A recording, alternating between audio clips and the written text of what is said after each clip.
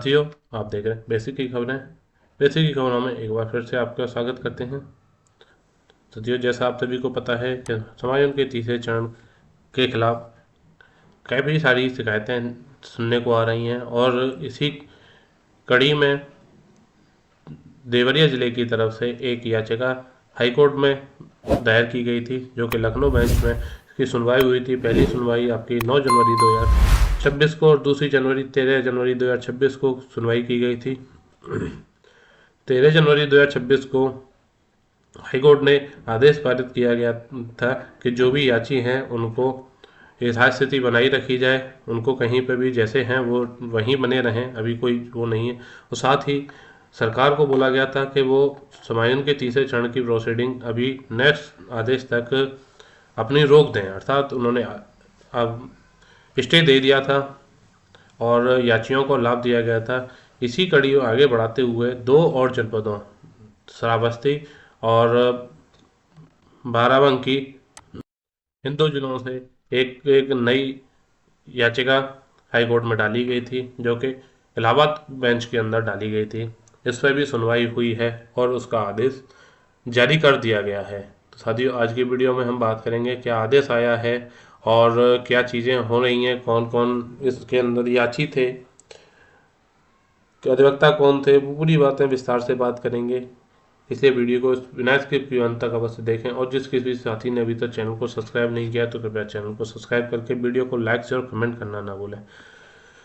High court of judicial at Lucknow, Allahabad Lucknow, writ संख्या है 460/2026।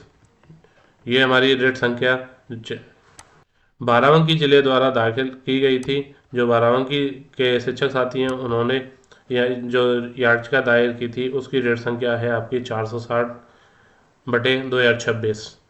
यहाँ पर पिटिशनर थे आपके अलका देवी एंड 28 अदर्स। अलका देवी और 28 अन्य साथी, कुल मिलाकर 29 शिक्षकों द्वारा एक पिटिशनर याचिका दायर की गई थी। Versus state of Uttar Pradesh additional chief secretary department of basic education and 4 other. उन्होंने उत्तर प्रदेश सरकार, बेसिक एजुकेशन, एडिशनल सेक्रेटरी वगैरह और 4 अन्य को रेस्पोंडेंट बनाया था।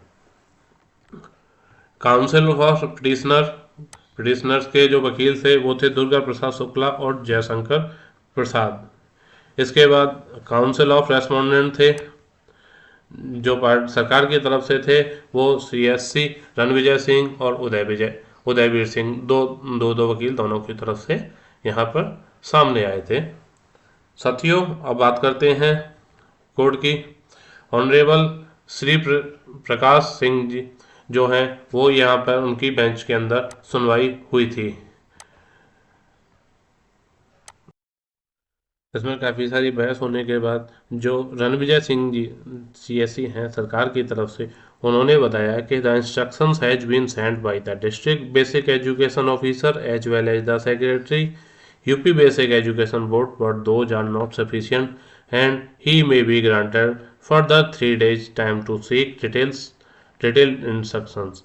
उन्होंने कहा है कि जो BSA हैं, डिस्ट्रिक्ट जिला बेसिक शिक्षा अधिकारी, और सचिव हैं Uttar Pradesh basic education board, उनके द्वारा इंफॉर्मेशन भेजी गई है, सूचना भेजी गई है, लेकिन वो काफ़ी नहीं है। इसलिए उन्हें 3 दिन का समय और दिया जाए जिससे कि वो डिटेल इंस्ट्रक्शन जो सूचना है वो लेकर फिर कोर्ट के सामने प्रस्तुत हो सकें। साथ ही उन्होंने बताया कि जो एक मिस्टर अनुज कुदेसिया हैं वो भी इस कोर्ट मैटर के साथ जुड़े हुए हैं, लेकिन वो किसी दूसरे कोर्ट में इस समय सुनवाई करवा रहे हैं, इसलिए वो यहाँ प्रेजेंट नहीं है, इसलिए उनको ये समय दिया जाना चाहिए।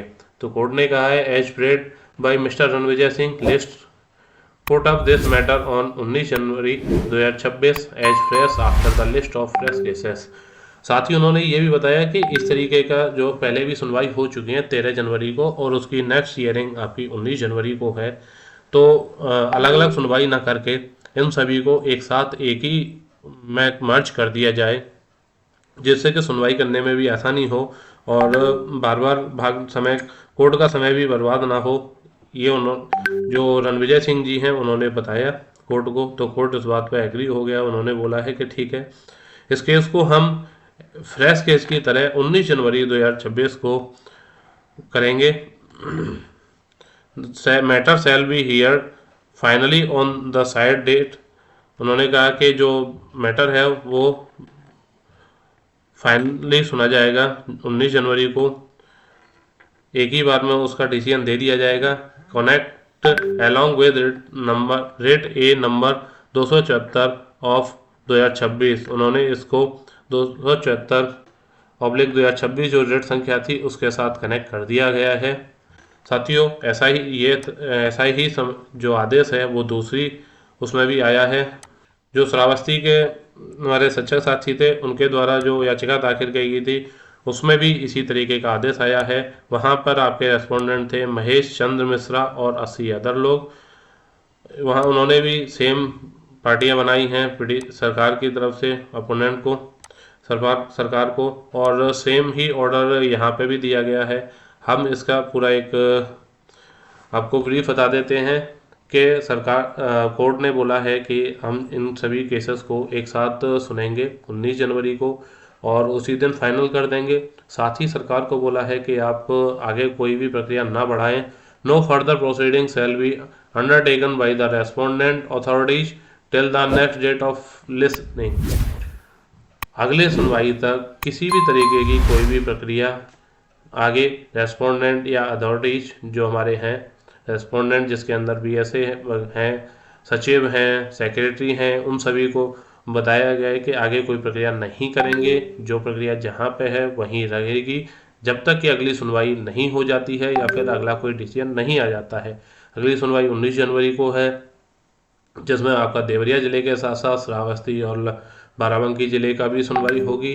तो 19 जनवरी तक तो आगे प्रक्रिया नहीं होनी है। अगर उसमें कोई आदेश आता है तो अगर आदेश वहाँ भी नहीं आया तो फिर आपका आगे जब तक आदेश नहीं आएगा तब तक के लिए समायोजन के तीसरे चरण की प्रक्रिया आपकी अभी स्थगित रहेगी, वो स्टे उस पर बना रहेगा।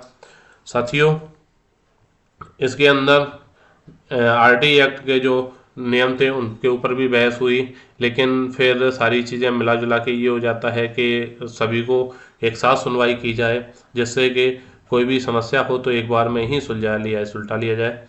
और आपका जो देवरिया जिले वाली याचिका है वो मुख्य याचिका है, उसी के साथ दोनों याचिकाओं को मर्ज कर दिया गया है। ये तो साथियों अभी तक 3 जिलों की है। अभी इसके साथ और भी जिलों की याचिकाएं पेंडिंग हैं। जहां तक हमें सूचना मिली है कि और जिलों के द्वारा भी याचिकाएं दाखिल कर दी गई हैं और वो भी 1-2 दिन के अंदर सुनवाई में आ सकती हैं। यहाँ पर इन दोनों याचिकाओं में भी याची लाभ दिया गया है। बताया गया है कि जो याची हैं उनके ऊपर कोई कार्रवाई ना की जाए, जो वो जहाँ हैं वो वहीं बने रहेंगे, उनके खिलाफ किसी भी तरीके की कार्रवाई आप नहीं कर सकते हैं। तो साथियों, इस तरीके के आदेश हाई कोर्ट ने अपने इन दोनों याचिकाओं पर दिए हैं। साथ ही अगली सुनवाई 19 जनवरी 2026 को लिए मेंशन कर दी गई है। तो साथियों, ये थी हमारी आज की वीडियो। उम्मीद करते हैं आपको वीडियो अच्छी लगी हो तो कृपया चैनल को सब्सक्राइब करके वीडियो को लाइक शेयर और कमेंट करना ना भूलें। मिलते हैं फिर अगली वीडियो में, तब तक के लिए धन्यवाद।